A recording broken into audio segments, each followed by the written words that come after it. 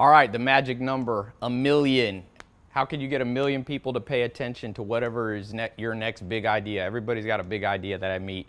And the problem is, like the saying goes, if a tree falls in the middle of the woods and there's no one there to hear it, does it make a noise? And I always say, who cares, right? So if you have the greatest idea in the world and nobody ever hears about it, you might as well, like Joel Salatin, my first mentor, said, it's better to do nothing for nothing than something for nothing. So if you come up with this good idea and it's all for nothing, it's really a waste. And most people don't understand, the psychological aspect of marketing. They say they do. They read a little book here, a little book there.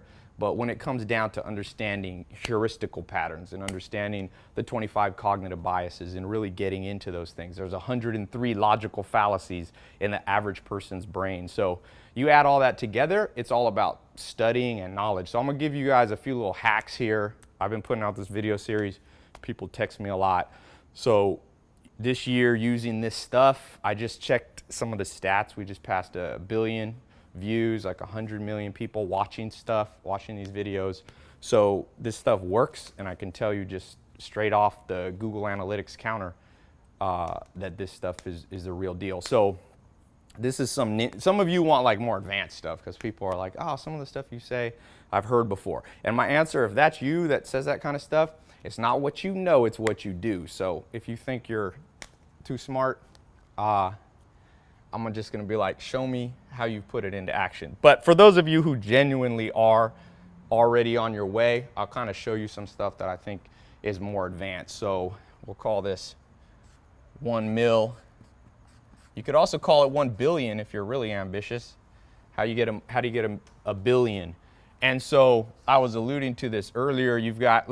I'll draw like a little mind map, So like here's you. You've got the next big idea. You've got the next Snapchat. You've got the next Netflix. There's a good book called The Self-Made Billionaire by this Cohen guy, and he calls it the blockbuster idea. So an idea that can break out. Like Zuckerberg went from 4 people on the Facebook to then he dominated 60% of his school, Harvard. Then he jumped to all universities, and he had about 60% market share. And then he went up to, now they just passed 1 billion customers, and almost everybody, Facebook is like definitely an example of a blockbuster idea. So here's you now, and it's like most people don't understand that it's this progression, but it's not that linear, and that's the problem. Like the progression that most people think. This, by the way, is the difference between a plan and a strategy. Most people have a plan at best, but they don't have a strategy. I was just reading this book, The Liberator by Kershaw, about General Felix. And these guys, he had 75,000 of his men killed in one battle in Italy. And this dude was a tough dude. And even though he had this high casualty rate, as we know, the Allies won the war. And it's because the Allies had out-strategized Adolf Hitler. So Hitler and the Germans were good at strategy, but a plan is like linear. We're going to take this, we're going to do this, this, and this. And the best laid plans of men, as the famous poem goes, they don't work out. So strategy is like A-B plans. This happens.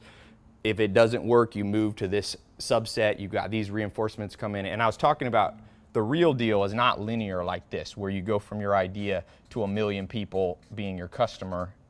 If you're an entrepreneur, if you're an artist, maybe you want to have 1 million people download your single. Maybe you are, somebody that's breaking out a franchise idea. You're a coach, a consultant, whatever it might be. Or, by the way, this is the progression. If you have a 9-to-5 job and you want to get a raise, this is the progression up the chain. If you're what I call an intrapreneur. The entrepreneurs start new things, intrapreneurs work with them. You can make money both ways.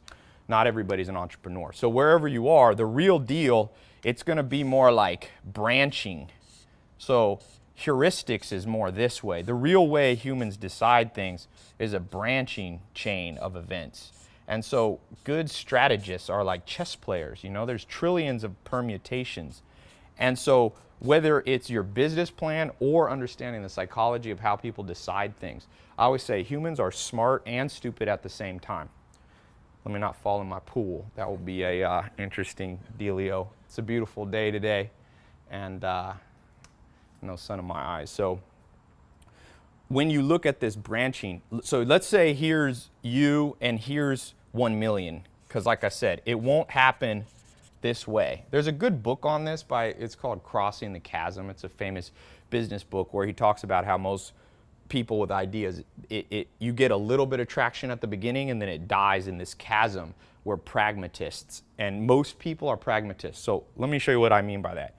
So the first heuristical decision kind of branching that the average person who's watching your stuff is going to decide by is fear. So this is one that people know.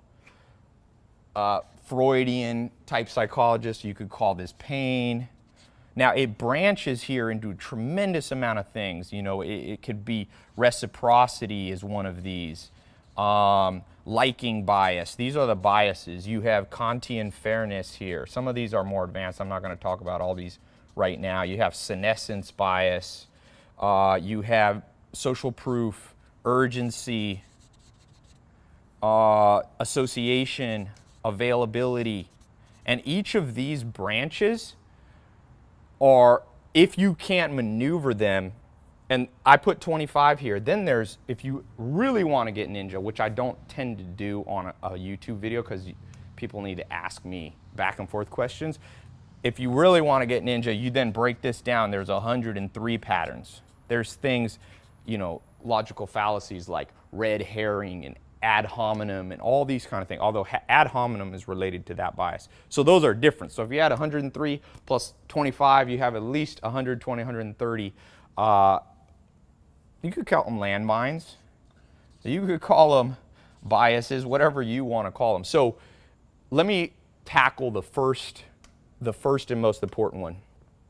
When you come up and hit up an investor, let's say you get on Shark Tank. My buddy's here, and he was working with a guy that just got on Shark Tank. I won't say who it is. The show's not out, so it's confidential. But so you get on there. I don't care if you're working with Mark Cuban and billionaires.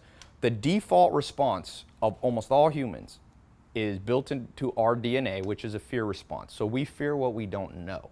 And the reason brands, by the way, you know, you hear a lot about branding. This is like a buzzword. Coca-Cola, #1 brand in the world. Disney, Playboy. You know, these are nationally and internationally recognized brands. That's a bullshit word, because what the hell does it mean? To me, it means status. And what status does, so status is an overarching one on all of these. So for example, there's a scientist, I forget what his name was. He said, if the president of the United States rolled into, let's say you're married or you have a girlfriend. So you got your girlfriend in the house.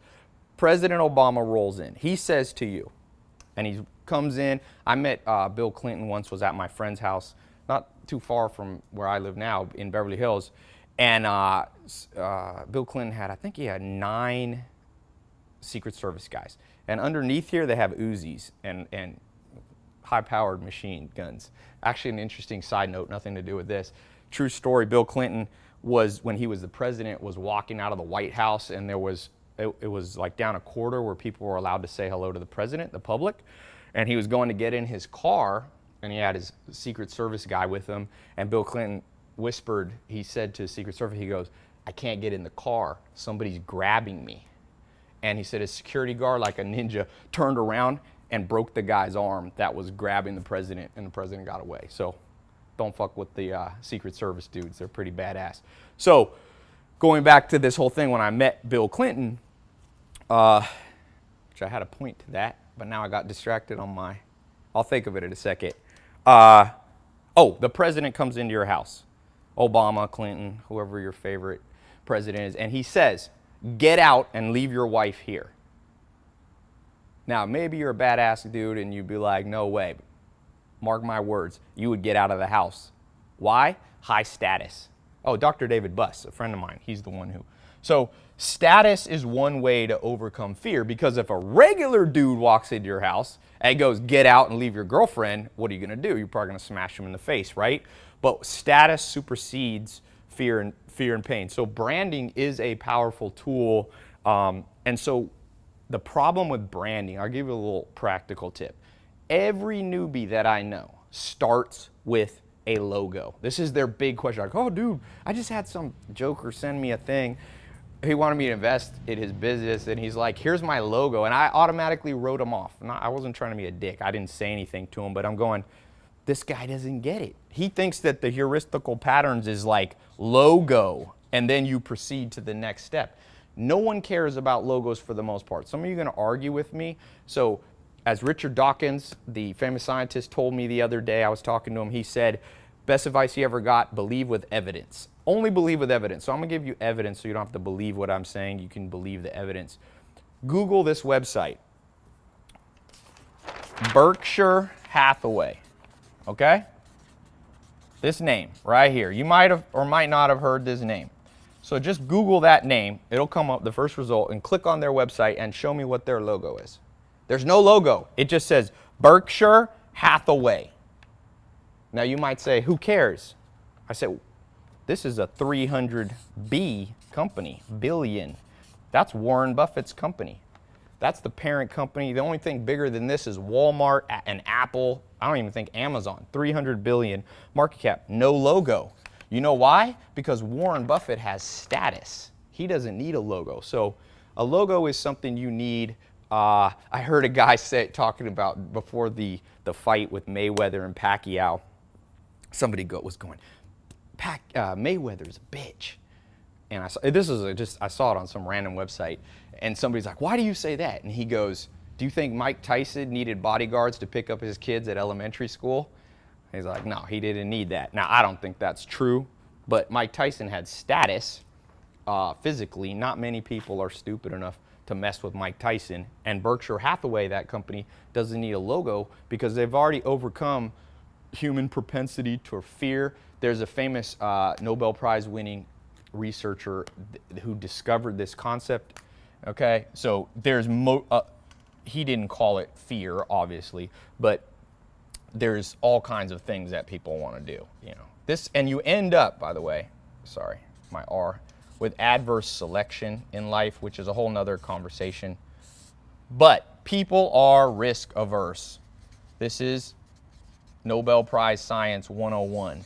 And so brands alleviate that. Let's say McDonald's, crappiest food in the world, right? You ever seen Super Size Me, right? The guy goes in, he tells his doctor, I'm going to eat supersized McDonald's food every single day. What do you think the outcome? And the doctor does his blood test at the beginning, and the doctor says to him, he says, you know what? I think this is going to negatively affect your cholesterol a little bit, you know, you won't, but it'll be okay. You can reverse it. If you watch the movie, Morgan Spurlock's his name. A month into it, he goes back to his doctor. He's been eating three times a day, supersized food. And the doctor comes out. It's the funniest scene in the movie. And it's all real. It's like not scripted. The doctor goes, you have to stop. You're going to die. You have already done irreversible damage to your liver and all this. And so McDonald's, though, still sells billions of burgers. You know why? Because it's not just branding, it's status. Now, let's just take McDonald's because I'm talking about it. What does the McDonald's sign say? Billions and billions served. And I'm not just picking on McDonald's. This goes for, there's all kinds of crappy food, okay? I'm not an anti. I feel like one day McDonald's, big corporate hitman, gonna come for me. So let me spread the lack of love across Taco Bell, Burger King, Wendy's, and blah blah blah. So, but billions and billions, that's a psychological mind fuck on you when you drive by that store and you see billions of billions. Boom, what heuristic is that? Well, it's right here, social proof. It's also, so they're showing if billions of people have eaten it, then you shouldn't be risk averse. So they move you down the chain. And they move you, You can do all kinds of things. Remember, McDonald's has the McDonald's House, which is the charity. What's that? Kantian fairness. Immanuel Kant, one of the greatest philosophers centuries ago, said that humans have an innate sense of fairness, which goes along with reciprocity. So you go, McDonald's, sure, 70% of kids are fat in the world, but McDonald's makes hospitals to treat them. So I guess that makes up for getting them fat to start with. So that's a reciprocity play and a liking play. And you can move through all of these things. Like I said, I don't have time because I actually have to go in a second. And I got some guests here. Thank you for their board listening to me babble. But I'm going to do a talk I decided to do one, and I'll show you how you can move things down the chain in a lot more advanced way. And maybe I'll have time in that talk. So there should be a little link here above, below. Click the link. It's a free talk, don't worry. You can watch it on your good old, where did I put my phone? On your phone, on computer. You can watch it in 40 different countries. So if you have an idea, I'm gonna go through some practical things, and I'll also, this is the ninja stuff. And I definitely won't have time to go through the 103, but I'll do a few. It's a live talk, so you can ask me questions. Last time it was interesting. We started blowing up my chat, like it would take down my site because too many people were asking. And so we put on this third party like enterprise chat, and we blew that up. So we had to take that one off. So if you ask too many questions, so submit a smart question, maybe rewatch this video and see something. I'll take a handful of questions. These ones I've never talked about, the logical fallacies, but man, if you break these down, listen, most people are the bitch of their own brain. And it's because not only do they get mind fucked by brands that are trying to push false status on them, but they also don't understand these logical fallacies. If you don't believe me, ask anybody you know. Ask them what ad hominem is. Ask them what a red herring argument. By the way, this is the problem in the school system. What's the best thing a school could teach you to do? Not social studies. I remember social studies. It's just like, what a waste. And here's the problem. You know the problem with traffic? So this is LA, this is Beverly Hills, but the problem in traffic, economists say, is that if you're driving and it takes you an extra 15 minutes because the roads were laid out stupidly, okay? That wasted 15 minutes of your time, but there's 13 million people in LA.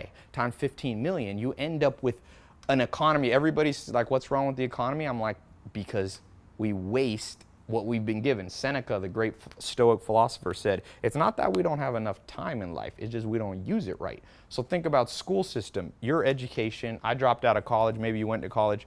Where the hell was this class? This is the class to have. There is nothing. If you have kids or you want to, or you have employees, you get this down and they go literally from average status. And I'm not talking about just materialistic stuff. All this stuff is cool, you know, but remember, I'm still grounded. I grew up on a farm for 10 years of my life. I lived for 5 years with bucket toilets, no electricity. So when people start saying, oh, are you getting soft? Maybe I am, but I ain't that soft. So for those of you, when I say status, what I'm going to be showing you is true status is, I was talking, some of you might have seen where I was talking to Tim Grover about his book Relentless. And he has real status. Michael Jordan goes, the best trainer in the world. Kobe Bryant goes, the best, the best, the best. And it's not, it's deserved status. So I'm going to show you how to deserve more. As Charlie Munger says, who, by the way, is the business partner of Berkshire Hathaway, of Warren Buffett, he says to get what you want in life, you have to deserve what you want. The world's not yet a crazy enough place to reward a whole bunch of undeserving people. So this kind of stuff is how you deserve more. Like, most people don't even know who Immanuel Kant is. Maybe they have a vague recollection from Philosophy 101 if they got lucky. But the only reason you want to know who Kant is in reality, unless you want to be just academic about it, is how can you utilize the great minds of all time? You know, people ask me why I read a book a day, why I did a TEDx talk on that. I'm like, well, I'll put it better than I can put it. Will Smith. Everybody knows who Will Smith is. By the way, he has real status. Billions of people have seen his movies.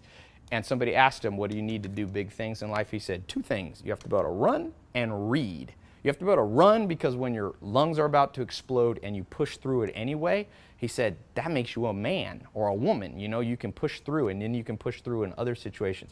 And he said, you have to read because a lot of smart people have done shit before you, and if you ignore them, you're too cocky. And by the way, one of the biggest biases, in fact, if you read the new book by, oh shit,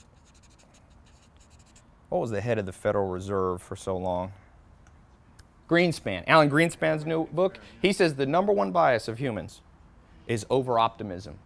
So a lot of times I'll do these free talks and people will be like, I don't need to know that. Bullshit. Of course you need to know this. There's not many people in the world that'll ever share this with you because there's not that many people that know this because I've traveled to 51 countries trying to learn this from people, and I learned one or two from a mentor here and one or two, but people don't pull them all together. So if you want me to pull them all together, I'll share with you. If you're already doing some big things, you're already making $1 million or 100 grand, or you wish you had $1 million, but you're broke now. I call those wanters and wishers. If you want to move from a wanter and wisher to somebody who actually does something, click the link, and I'll see you. It'll show you, it'll translate it into your local time, because we got people all over. I quit putting the actual times because people are like, what is it in Albania and Thailand? So I'm like, click the link. We got these fancy things called computers that will figure out the time for you, and then it's free. And only thing I'll ask for you, don't show up not prepared. You know, I got to hang out with Arnold Schwarzenegger the other day, and at his movie premiere, movie for Maggie, and talking to him a little bit. And one of the things he says that cracks me up, he goes, because he still works out in Venice, right? He's still a big dude. If you put your arm around Arnold, it's still like a sheath of muscle, and he's in his 60s. And Arnold goes, you know, I see people working out at Gold's Gym in Venice, and I see them texting. And I go, they ain't never gonna have muscles. He goes, you either work out or you text. You don't do the same thing. So when you click the link and you show up, either show up or, you know, go like people's pictures on Instagram. Don't try to do both, because this stuff's too complicated. I already lose people when I have them in a room. You know, like I only really share this stuff with people who run companies for me. Over there today, I use my little outdoor porch sometimes I bring all the, I call the chairman's little seat, and I had like 15 of the people who run my business, different companies there. And this is the kind of stuff I talk about. So the little inside sneak peek into my life, my house, but forget all this. This is not that important. What is important is moving through the chain. This, by the way, is heuristics. It's how you decide everything. So click the link, and I got to run out. All right, talk to you. Oh, 18 minutes, just like a TEDx talk. Hitting it. They say this is the optimal time that people will pay attention. So I'm going to quit while I'm ahead. You can subscribe to my channel too if you want to not miss out on these. But more importantly, click the link, show up. If you don't see the link, you can go to tylopez.com. There should be a link there too. See, I'm not very good at branding, am I? I forgot to put my own domain name, Ty Lopez. But you know what? Sometimes I say it's good to make things hard to find, because then the only people who find it are the people who really are interested. So never sell yourself too short. All right, talk to you guys soon.